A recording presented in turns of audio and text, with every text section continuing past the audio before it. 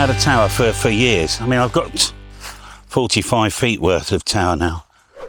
But before that, well, what am I doing walking around the forest? Well, half my secret weapons are inside here. Because antennas are horses for courses, aren't they?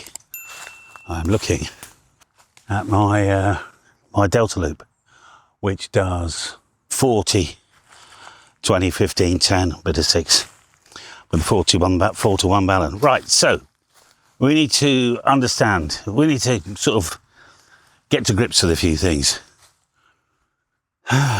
Let's do the lower bands and then we'll go to the high bands. So we'll do 1840. Okay, now, if you want to muck around on the lower bands during the day, then what you'll need is an antenna that squirts most of its RF kind of up, all right?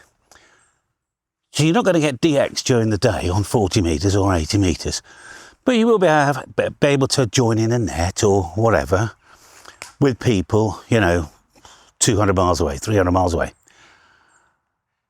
As it starts getting dark, you will notice that we call it getting longer, don't we? The skip goes longer.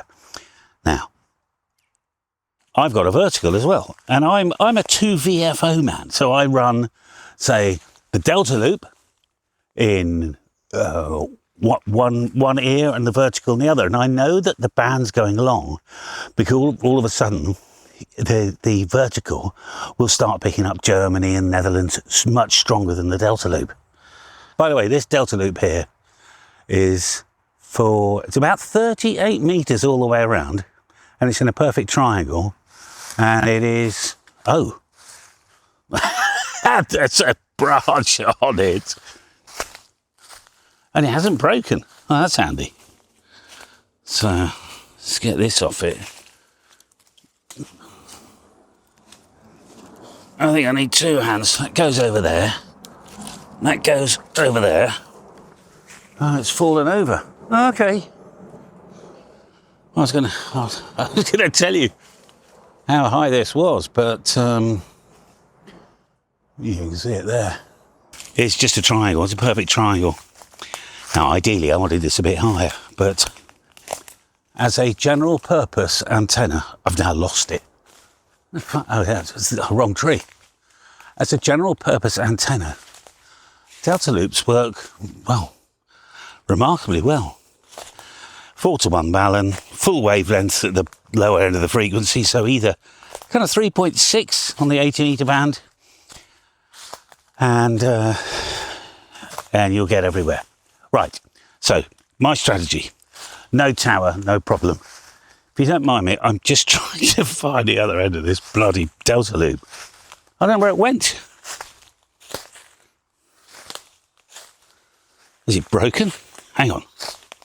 Oh, it's right above my head. My goodness. Oh, here it is. There it comes to there, look. That is about 9 feet high, 2.5 metres maybe. And it goes back to the balance. So it's just a closed loop. Anyway.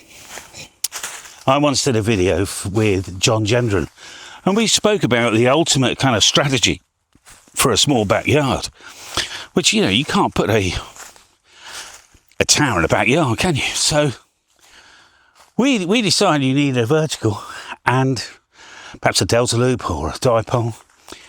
So I got a dipole as well. But then we're going to need gain somewhere, aren't we? So anyway, where was I?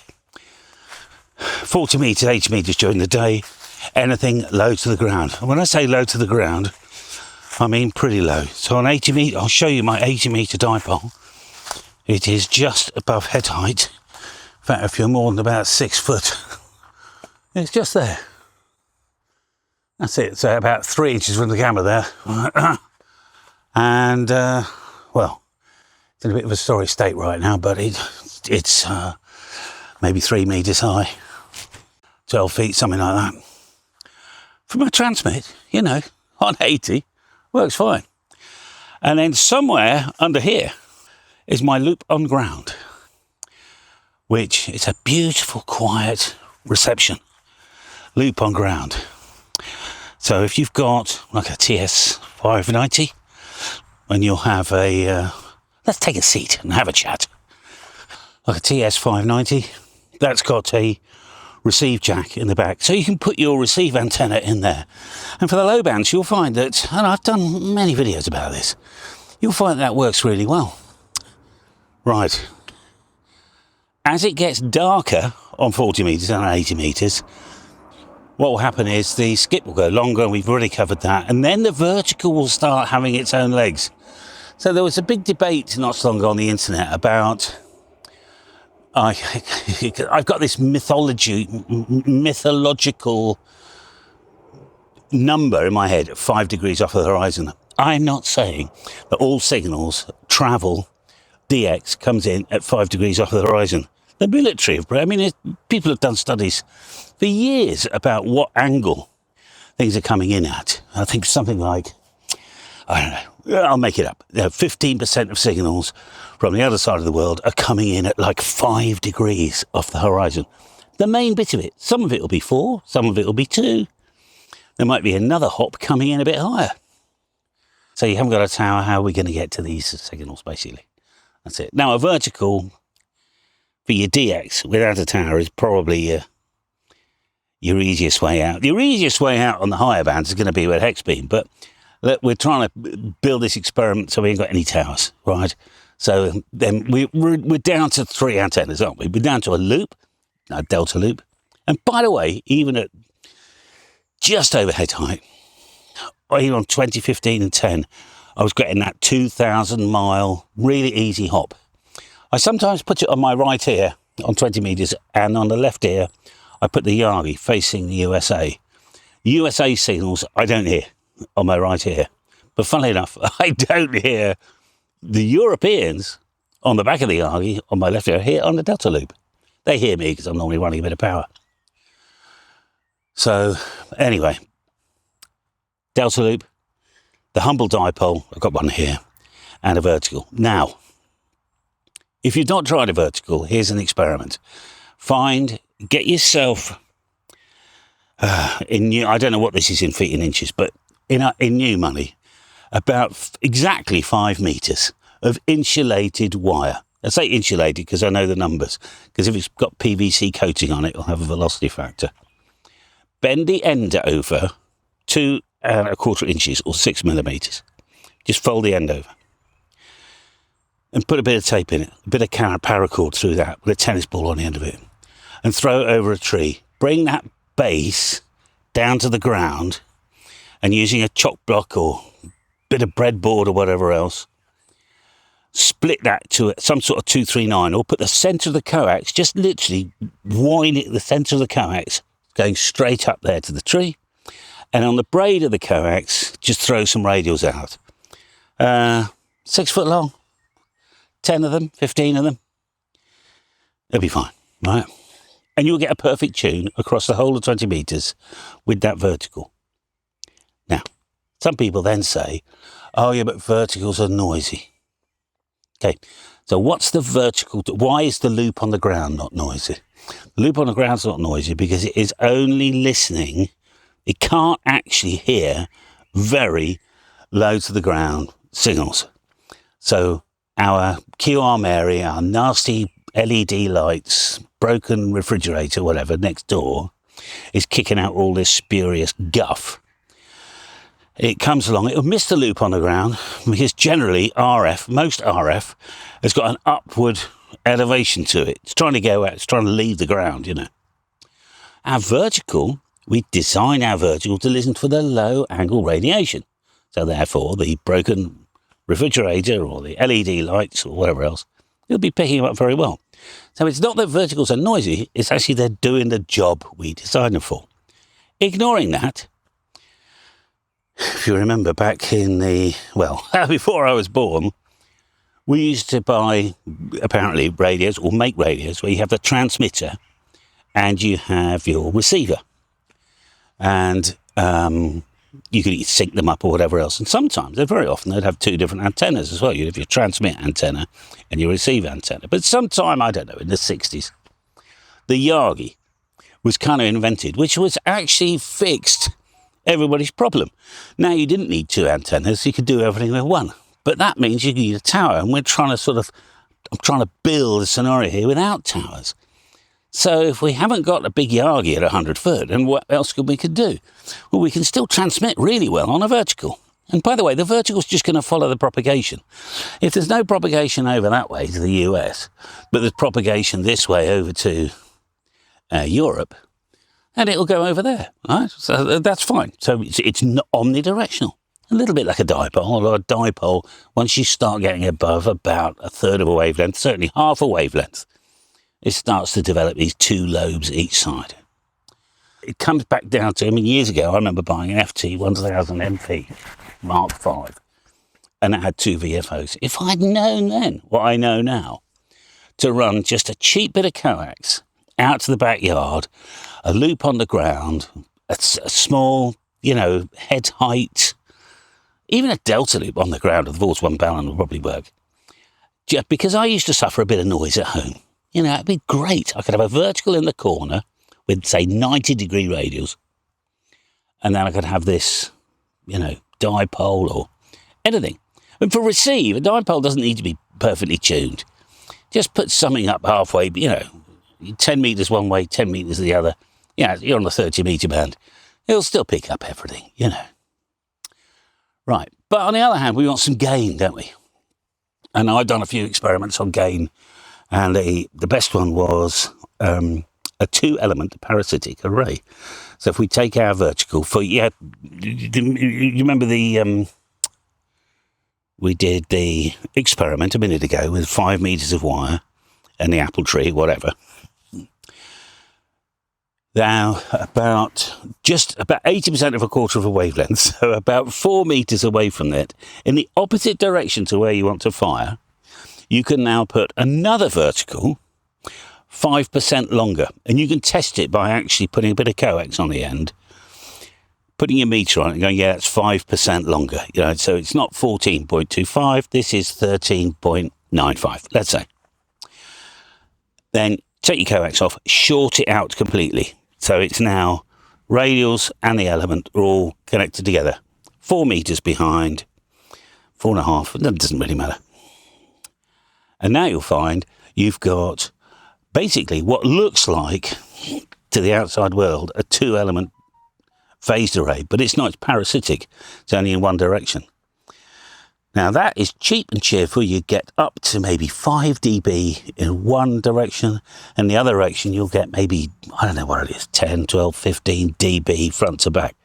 So I'm in the UK here. I want to hit the US, and I'm being hounded by my Italian friends. I can cut them down 10, 15 dB with a parasitic array. So that's quite handy. You can do the same with a vertically polarised delta loop. Generally, it becomes a bit of a monobander. It'll work on all bands, but it's generally, the impedance is slightly different. It's like 100, 125 ohms, not 200-ish ohms, right? Now, if you've got one dipole, you can do the same. You've got a fairly high dipole in a tree. You can put another one and do the same thing. You can make yourself a Yagi, put a reflector behind it. Again, 5% longer. About 6, anywhere between 6 and 15 feet behind it will work. Trouble is, it becomes a Yagi, and now you really need a bit of height. Okay, there we are. Let's have a walk around. I'll give you some other ideas. We've got here. I was taught when I first started this game that verticals didn't work. They'd gone way out of fashion. Nobody used a vertical. I gave it a go, and I can't remember why I didn't like it. I've been using verticals now for about 10 years. And, if you've watched any of my live streams, I get out, right? They do work. This is a 12.4. It's quite big. It's 40-something feet. And I get all my bands on here. This is all the wigglies come through the SO239 onto this plate here. And these are the grounds. Okay, that's all that's happening. And then, like a fan dipole, the wigglies go, well, I can't go up that one, I can't go up that one, I can't go up that one, or whatever else, until it finds the best 50 ohm match it can find, and whoosh, up it'll go, whichever element that is. I don't know what that is. I can tell you, actually, I think that's 17, but there we are. Oh, actually, while we're on about this, look. People also get paranoid about kayaks as well. So, I did a video about this. You know, how long should my kayaks be? All you need to do is just do a Google search for coax loss calculator. You go, I'm thinking of buying this coax, put it in, you know, or its equivalent. You go, and it's 300 feet, or 100 metres, whatever else.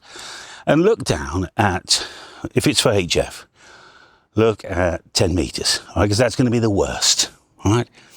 If it's 3 dB loss, I'm on about somewhere between 2 and 3 dB loss. As my shack is a hell of a long far away from here, right? I think to myself, well, you know, I can cope with 3 dB, right? So I'm on half power now. So if I'm doing 100 watts, that's 50. Now 3 dB isn't that much, right? I know I'm forever telling people, if only I could get another 3 dB. It's normally on 40 in fairness. I'm just letting this aircraft go by.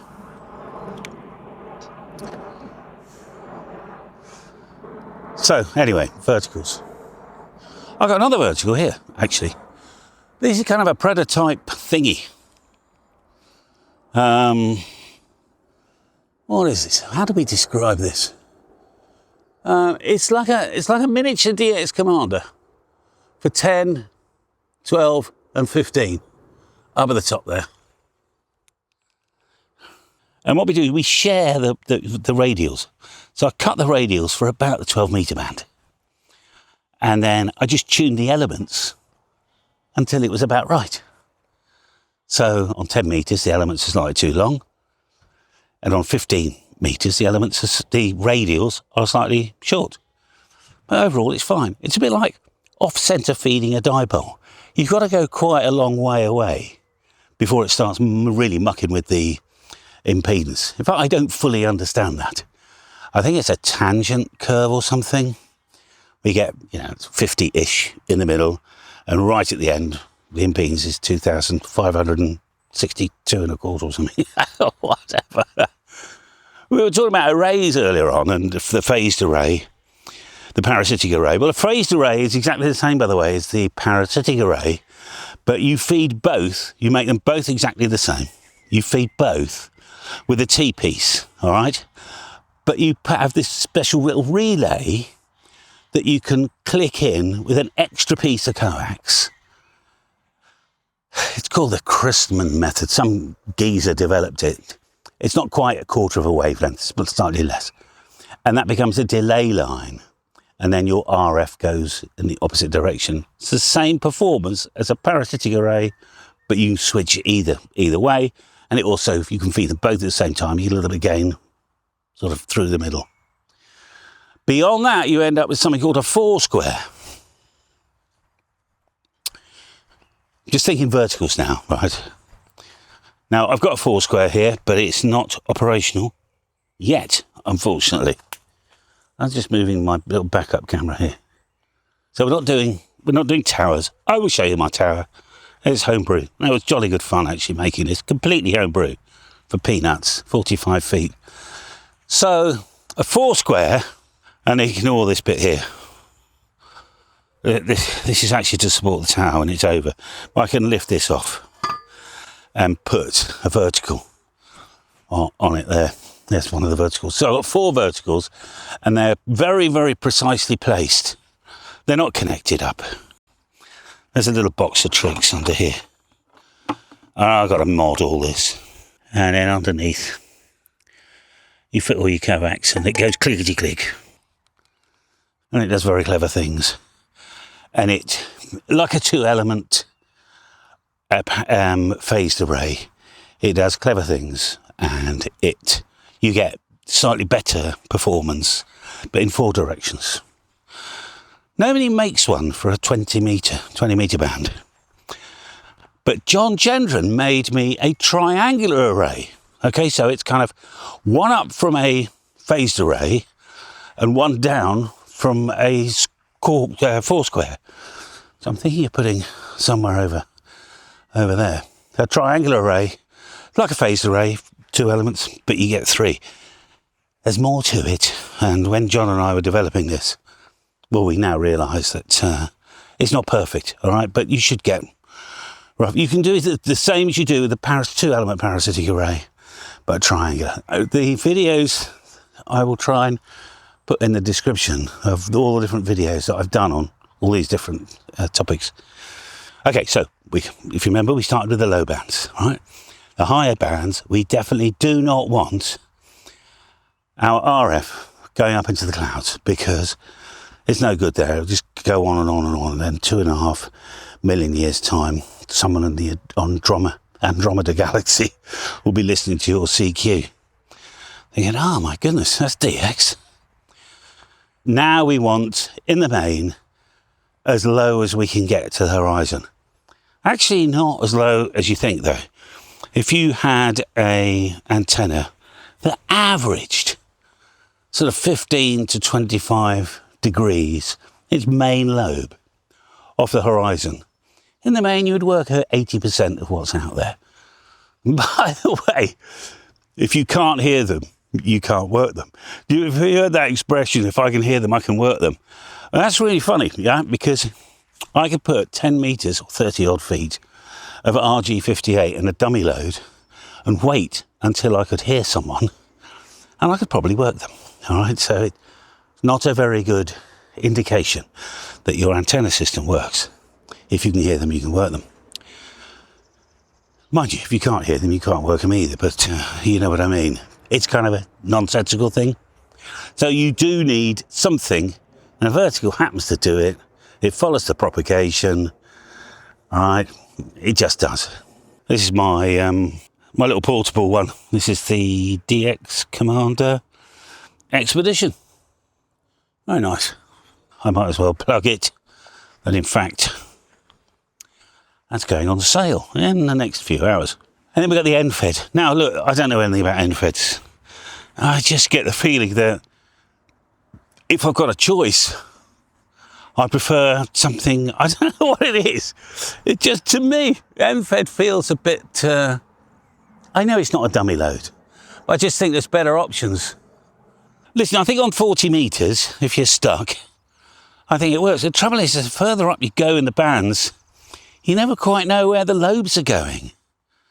And that worries me a little bit. I would want to know where, you know, at least with a dipole up quite high, I know I'm going that way and that way. I don't know about NFEDs. W6LG, Jim and I, we've spoken about it. I remember he opened the conversation. Do you like NFEDs? And I went, don't really know anything about them. He said, no, I don't like them. There we are, whatever. So now you can start to appreciate why there is no such thing as a perfect antenna. Oh, I was going to talk about lobes, the higher up you go. So you know those big stations with the, you know, and they'll have a Yagi at 120 feet, and they'll have another Yagi with the same band at 60 feet. You think, does that to give them more gain in one direction?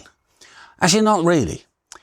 What it's really doing is that the really high one is delivering, it's not just one lobe of RF going out like this. It's actually fingers, all right? And in between the fingers, there's silences, all right? Multiple. I'll try and find a screenshot. You get multiple fingers. So by dropping down to 60 feet, that'll change the perception of where the fingers are going. Or you can mix the two of them, and that'll change the angle as well. Because if you're working Japan, let's say from here, and then Saudi Arabia comes in, they'll be at a different angle. I'm only talking the 200-foot guys, right? For people like you and me, this just wouldn't matter at all. Now, let me just talk about radials a minute. Because Dr. George Brown, over 100 years ago, did an experiment, and he concluded that you needed 120 radials on your vertical. But in fact, I finally got to read the paper, which is why I'm confident about this. The radials on this are 7 feet long, even for the 40-metre band. Dr. George Brown and his colleagues discovered that it was nothing to do with quarter waves. Their research was all about like eighth waves and less, because on the medium wave band, very short verticals, like on the medium wave, 560 meters, all right? A quarter wave for that, you put me on the spot now, is 15, 40, 4 to 12, about 140 foot, 140 meters, right? It's enormous. And, it just becomes a hell of a lot of expense. So what they did is they'll cut them in half. They'll make them short, put big loading coils and all. They'll feed them on the ground. They'll have radials, but they discovered with shortened radiators, you need a much, much better ground screen. And even then, you'll never compensate quite the fact of the reduced length. All right, so since most people, if it's a ground-mounted antenna in the ham bands, even on 160 meter bands, that's only 40 meters, still bloody big, but we can get away with a small. In fact, Rudy Sevens, he was the one that really got me into this. He's the only one I know that's really done this experiment where he put, I think it was 16 quarter of a wavelength radials out. 16, let's say 40 meter band, whatever. Then he cut them all in half. But instead of throwing them away, he put them back into the circuit. So now you had 32 smaller radials. Well, I mean, it was measurable, but you and I would never know, right? Because it's a quarter of a wavelength long. Well, I've cut them again, right? So I'm now going even shorter again, which is why I've gone down to 2 meters. So the 40 meter band, a quarter of a wavelength, is 10 meters. So I'm 20% radial size on the 40 meter band. And it's absolutely fine, works a treat. Just some musings. If you haven't got a tower, the sort of things you can do investigate. Instead of spending $5 a day, whatever it is, at Starbucks, save your pennies for a year and find maybe an old Kenwood or a Yaesu FT1000 or something and just get the experience of the two VFOs. Absolutely tremendous, beautiful. And it's a real worthwhile experience. I'll fly the drone in a minute, let you see a couple of things as I'm walking around. So my tool is that Yagi. And it was an experiment. I wanted to build a quad, you see. And to build a quad, I needed a tower. And I didn't have a tower. So that's a couple of scaffold poles and a lot of rope. And if you haven't seen it on YouTube, the whole build process, and how I broke stuff and how nearly I killed myself, that's quite a lot of fun. That created a lot of, in fact, a few people have copied it now. You just need to be very, very accurate. And you can drop it over yourself. I use an 8-to-1 pulley. A whole lot comes over. All right, it's easy. But all the guy points need to be I used a laser leveler against gravity. So when it comes over, nothing's going out of shape. It's absolutely perfect. So my job is to give you a bit of confidence on the one hand, some motivation on the other, and some inspiration. I mean, I've got a beautiful field here, and in the UK, it's quite hard to get land. We haven't got a lot of it. We've got squillions of people, and we're a tiny island. But if you're in some of these bigger countries like the USA, a lot of you I know have got a bigger yard, they call it. We call it a back garden. You call it a yard. And it's easy for you guys to put up modest, few $100s, and, a couple of verticals, for instance, or phased arrays, or a little delta loop, all right? All sorts of ideas. So just be inspired. I started just with a vertical, right, when I got to here. I mean, that was my business, right? But I'm surprised how well it works. So hopefully you have been inspired. Have a jolly good day. I'll see you another day, all right? So all the best to you. Bye for now.